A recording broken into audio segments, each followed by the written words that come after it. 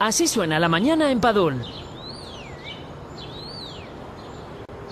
Y así suenan las mañanas en Radio Padul. Noticias, humor, curiosidades, toda la actualidad más cerca de ti en Radio Padul, con Manuel Villena.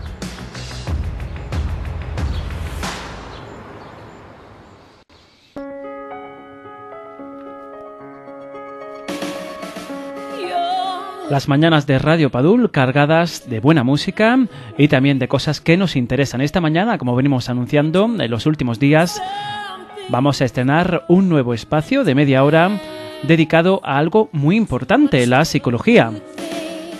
Para ello tenemos con nosotros a una nueva colaboradora.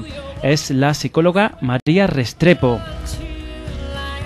Participa en el grupo de trabajo Proceso Oxígeno.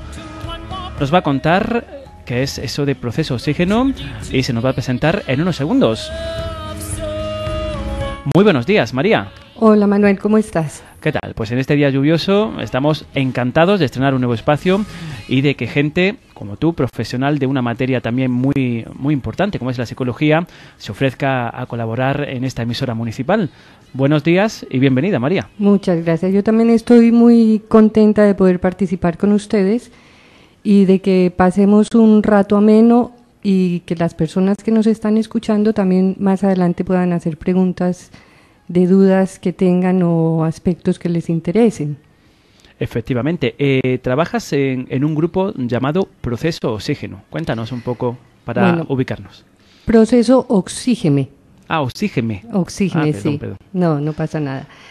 El proceso Oxígeme es un trabajo que viene desarrollando un psicólogo muy importante que se llama Manuel Almendro.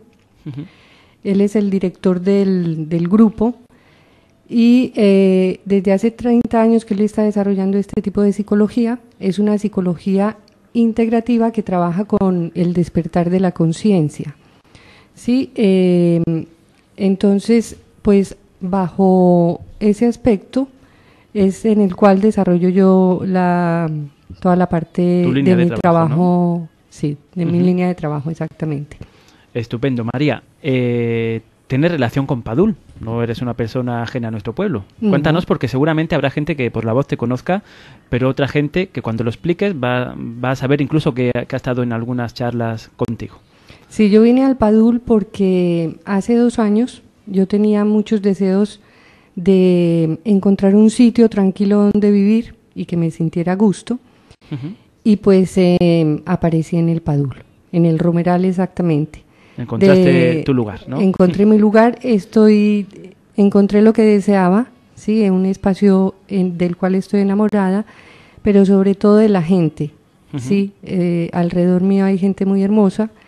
Y ya más adelante he ido también dando talleres, aquí en el Padul, un taller en la Asociación de Mujeres, que fue una vivencia creo que muy rica para ellas y para mí también. Y también tengo la consulta en el Padul, que la abrí ahí en el Romeral, uh-huh. Pues porque ha habido demanda, ¿sí? Entonces por eso estoy en el Padul, que no creo que es casualidad, porque no creo en ellas. Creo que es algo que me conecta también con la región. Una causalidad, más que una casualidad, ¿no? Sí. Pues María, una paduleña de adopción que se siente muy orgullosa de su pueblo, que es el nuestro. Hoy vamos a tratar un tema que me lo anunciaste el otro día, es la curación. Y te he preguntado yo esta mañana, digo, María, ¿qué es la curación? Y me has dicho, ahora te lo explico, más tranquilamente. Bueno, a mí en primer lugar me gustaría comenzar hablando con algo que me llama la atención y es que lo veo mucho en consulta y además también en la vida cotidiana de la gente, que es la poca valoración que tenemos de nosotros mismos o de nosotras mismas. O sea, la poca autoestima que tenemos. Y ahí entonces podemos ver patrones o hábitos de comportamiento de cómo la gente se empieza a comparar, ¿sí? Ya sea una comparación donde se ponen o por encima o por debajo, es simplemente sentirse diferentes de los demás. Esto es el primer elemento de curación, que tendríamos que empezar a pensar cómo tenemos que empezar a valorarnos a nosotros mismos y a nosotras mismas, ¿sí? Porque en el sentido en que empezamos a trabajar, a valorarnos a nosotras mismas, empezamos también a respetarnos. Entonces, ¿qué es la curación? Yo diría que en términos específicos es alcanzar el sentido de nuestra vida, ¿sí? Cuando sabemos cuál es el sentido de nuestra vida, los obstáculos no son tan grandes y el sufrimiento se convierte en algo que se puede superar. Los obstáculos entonces se convierten como en una palanca para que tú puedas pasar de un estado donde estás sufriendo o tienes un malestar o te sientes mal a un estado de transformación. El obstáculo sería entonces una oportunidad, ¿no? Si El sabemos obstáculo, llevarlo bien, ¿no? exactamente. El obstáculo se convierte en una gran oportunidad. Cuando una persona precisamente sabe hacia dónde va, entonces dramatiza menos, ¿sí? Le importunan menos las cosas. ¿Esto qué quiere decir? Que la persona no se esclaviza de un síntoma, ¿sí? Que el síntoma es lo que hablábamos ahora, que puede ser el obstáculo. Además, un síntoma no solamente es un síntoma cuando vamos a donde el médico y nos dice que estamos mal de una tendinitis, de una lumbago. Un síntoma también puede ser una depresión, claro, un malestar, una incomodidad, angustia, nerviosismo, todas esas cosas. Pero cuando la persona sabe, tiene su visión en la vida, ¿sí? Entonces es capaz como de no ahogarse en el sufrimiento, ¿sí? Ni de dramatizarlo más, sino de penetrarlo o de atravesarlo, ¿sí? Ahí también tenemos que pensar en cuando empezamos a ver, por ejemplo, todo negativo, ¿sí? Hay un dicho que dice, o tú ves el vaso de agua o lleno medio o vacío, lleno o medio vacío, ¿no? medio lleno o medio vacío, exacto. Entonces, aquí lo importante es, cuando lo vemos siempre medio vacío, realmente lo importante es la actitud que tenemos frente a las cosas, porque las situaciones externas siempre van a pasar, además que siempre son las mismas para todo el mundo. ¿Cuál es la diferencia? La actitud que tenemos frente a esa situación. Para afrontarla. Para afrontarla y para superarla, porque cada situación que nos pasa en la vida, si nos damos cuenta, podemos aprender de ella. Pero si en vez de darnos cuenta y en esa situación, por ejemplo, mirar hacia adentro, mirar hacia nosotros mismos, que tiene que ver con lo que comenzaba diciendo al principio, de que siempre nos estamos comparando, ¿por qué? Porque miramos es hacia afuera, miramos es todo lo que pasa afuera, no somos capaces de mirar hacia adentro, de reflexionar porque nos da miedo, porque el mirar hacia adentro, ¿qué significa? Tomar una decisión de no quiero sufrir más y quiero trabajar las cosas. Entonces, por eso es más fácil mirar al vecino que mirarnos a nosotros. Mirar ¿no? hacia uno mismo. Mirar hacia nosotros mismos, sí. Cuando nos miramos hacia nosotros mismos, nos damos cuenta de que las cosas que no nos gustan, es como si las hubiéramos ido metiendo durante toda la vida en un saco, ¿sí?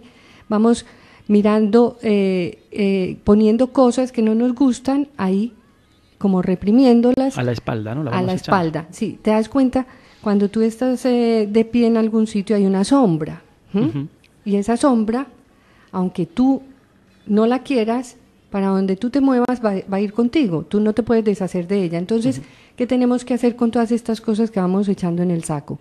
Pues mirarlas de frente e irlas integrando de alguna manera, ¿sí? Haciéndonos amigas de ella. Es como, para ponerte un ejemplo, es como si la sombra estuviera de portera en nuestra casa, ¿sí? Y ella no deja pasar a que nosotros conozcamos lo que es realmente nuestra esencia. Impide también la felicidad, ¿no? Esa sombra. Claro. Nos tiene una cortapisa todo lo que hacemos. La felicidad real, que real, es, ¿no?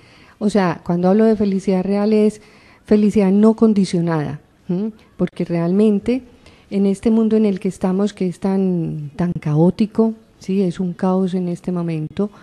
La felicidad que nos venden es condicionada, que tengas títulos, que tengas un coche mejor, que logres tener una pareja que tú crees que es la ideal. Todas esas cosas se llaman felicidad condicionada, porque en el momento en que ya no están, ya no eres feliz. Si tú tienes muchos deseos, por ejemplo, de un coche, y al final lo logras, crees que has logrado la felicidad, lo dejas aparcado aquí afuera y ya estás empezando a sufrir porque alguien te lo raye. Claro. ¿Sí? O sea, es algo que dura un minuto. Y si no lo consigue, llega la frustración, ¿no? Y si no lo consigues, llega la frustración, que ya de la frustración estamos hablando de rabia, Sí, ¿no? ¿sí? De otra emoción que también nos perturba muchísimo.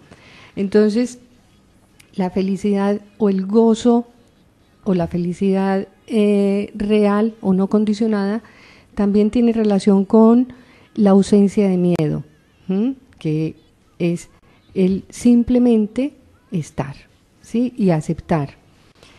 Entonces, cuando decidimos afrontar, sí, y encontrarnos con esa sombra o afrontar el miedo que tenemos, las emociones que tenemos, entonces es cuando hablamos de empezar a ser conscientes y a despertar, ¿sí? A vivir un proceso que lo podríamos llamar, cuando tú estás en esos estados, es como cuando tienes una crisis, ¿sí?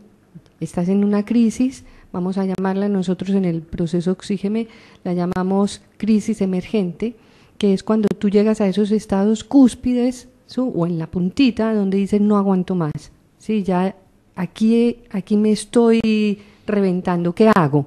¿No? Entonces en ese momento es cuando tienes que tomar decisiones, ¿sí? Y tomar esa decisión es realmente, cuando hablaste ahora de la oportunidad, ¿sí? Que tienes la oportunidad de empezarte a transformar. Aquí puedes también tomar otra decisión y es de, en vez de transformarte, pues ir donde el médico que te mande pastillitas y entonces ahí lo que hacemos es dormirnos aún más. Entonces, cuando entendemos desde la otra forma la situación, la entendemos como una nueva situación que emerge, que hay una situación de crisis, de caos, pero donde tú puedes aprovechar esta situación para reorganizarte, para que haya nuevas situaciones. Es como si una situación fuerte empujara, ¿sí? Te empuja a que haya como un caos, una ahí, sacudida, ¿no? Una sacudida, pero luego una reorganización. Que para bien, ¿no? Entiendo. Claro. Que hay que hacerlo para que sea para positivo, ¿no? Sí, es una reorganización para positivo. Entonces, ahí cuando yo pregunté, ¿cuál es el sentido de mi vida? Eso nos tenemos que preguntar. Y entendemos que al transformarnos a nosotros mismos, ¿sí? Cuando tú te transformas, cuando tú empiezas un proceso de transformación, es muy interesante porque al tú iniciar ese proceso, todo lo que está a tu lado, ¿sí? Todo tu entorno se empieza también a transformar, porque somos como un sistema, ¿sí? Es como existe interacción entre todos los elementos, ¿no? Sí, exacto, es un sistema como una máquina. Tú mueves una arandela en la máquina y el resto de la máquina hay un engranaje. Hay una fricción, un engranaje, exacto, esa es la palabra, un engranaje donde el resto se mueve. Entonces, cuando una persona en el círculo familiar, por ejemplo, o en el círculo, en cualquier círculo, comienza a transformarse, el resto se empieza a transformar, ¿sí? Aquí también tendríamos que hablar, pero no es el momento, de las emociones, ¿sí? Y del cuerpo, porque todo se empieza a transformar desde ahí. Cuando tenemos, por ejemplo, problemas de estrés, de ansiedad, de que no somos capaces de parar, entonces estamos llenos de lo que hablábamos ahora, de estímulos externos que nos venden felicidad ficticia, bienestar condicionado, que muchas veces no se pueden alcanzar y nos generan lo que tú hablabas antes, que era la frustración. Entonces, aquí es el momento de prestarle atención a lo que llamamos la conciencia, ¿sí? Pero una conciencia con mayúscula, ¿sí? ¿Qué quiere decir la conciencia con mayúscula? La conciencia con mayúscula quiere decir que empezamos a despertar, ¿sí? Son lo que llamamos como, muchas veces los pacientes me preguntan, me siento como si me estuviera muriendo, y sí, es realmente en la vida tenemos muchos momentos de muerte, pero muchos momentos de despertar. Una muerte como cuando una culebra está cambiando su piel, ¿sí? Que es una muda, ¿no? Una muda. Eso, es una muda, es una renovación, ¿sí? Entonces, aquí podemos entender la crisis como cambio y oportunidad, ¿sí?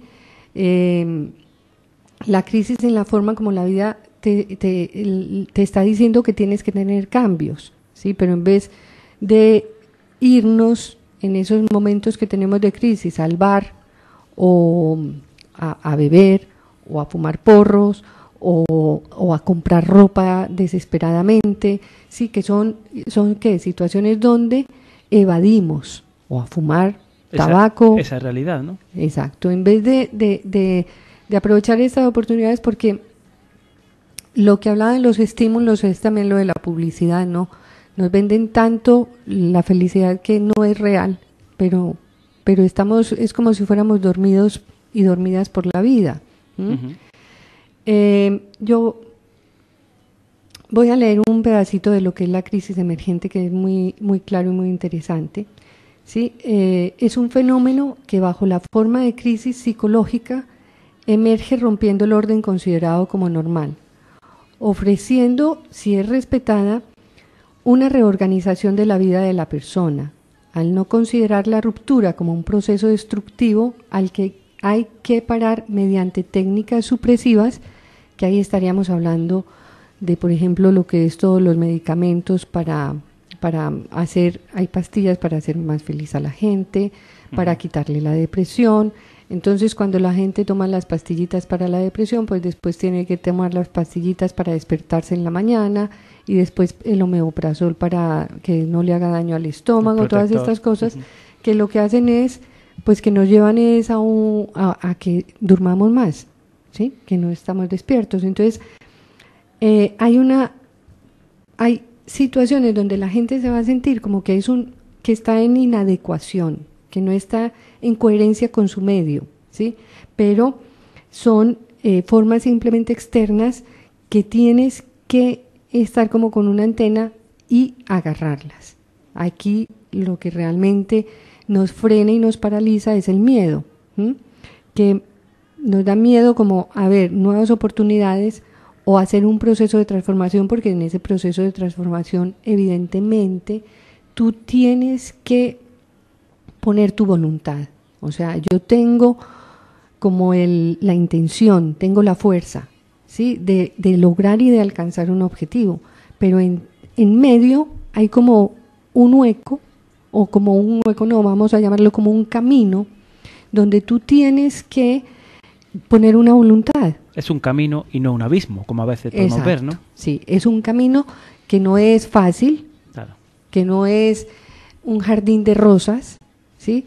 ¿Por qué? Pues porque tú tienes que trabajar, tienes que empezar a romper hábitos que tienes aprendidos desde niña o desde niño, que los tienes que empezar a trabajar, ¿sí? Y también hay un proceso donde tú tienes que empezar a conectar con tu centro, que tienes que empezar a conectar con un silencio, ¿sí?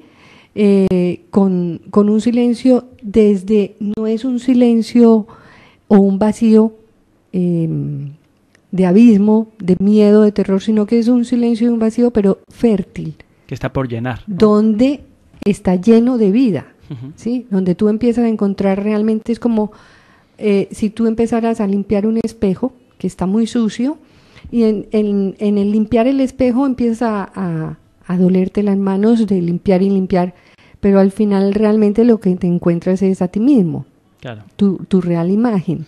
Una sacudida, a mí, María, por ejemplo, me viene ahora a la mente, hay personas que han sufrido a lo mejor a lo largo de su vida una situación muy dura, muy traumática, a lo mejor la muerte de un hijo, por ejemplo, ¿no?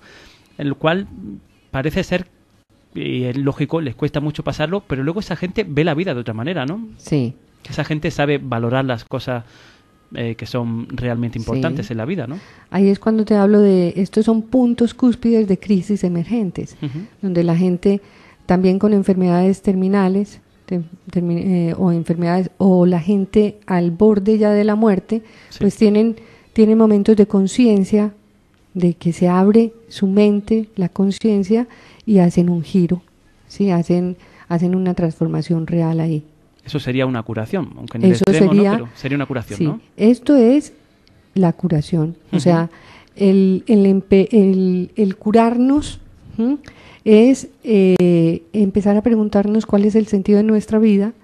El curarnos es empezar a trabajar con nuestros propios patrones, ¿sí?, negativos.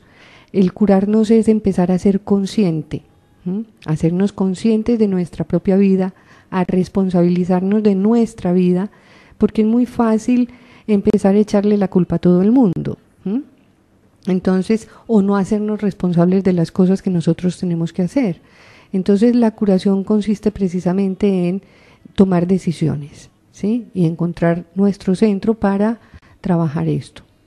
Estupendo. María, tenemos que decir que el teléfono, el 958-790-501, está abierto por si alguien quiere hacer una consulta, pero además me comentabas que quien quiera dejarte algo también por internet tiene una manera de hacerlo, ¿no? Sí.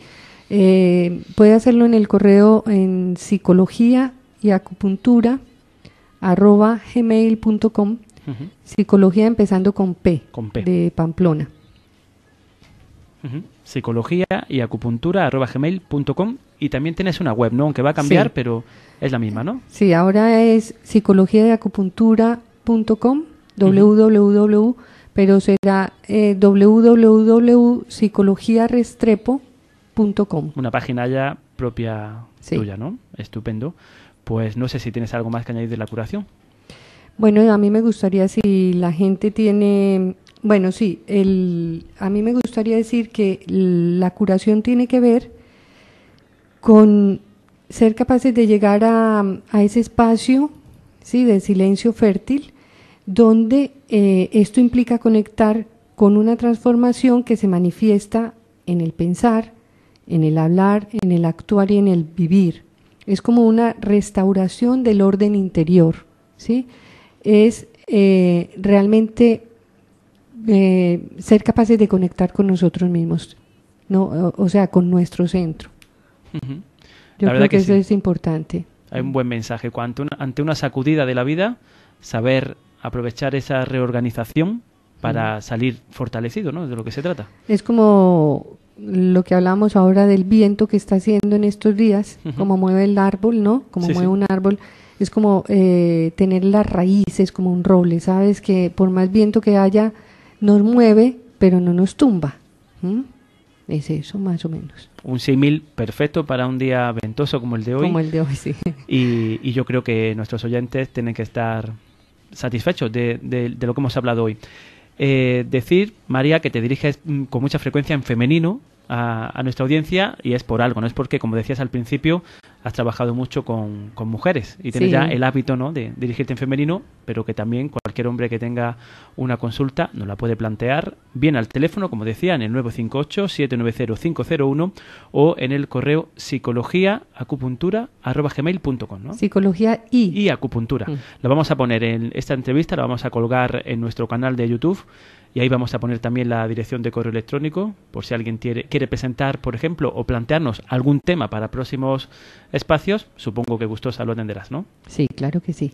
Estupendo, María. Pues muchísimas gracias. Un placer contar con tu colaboración en la radio y espero que en sucesivos programas la gente ya nos vaya pidiendo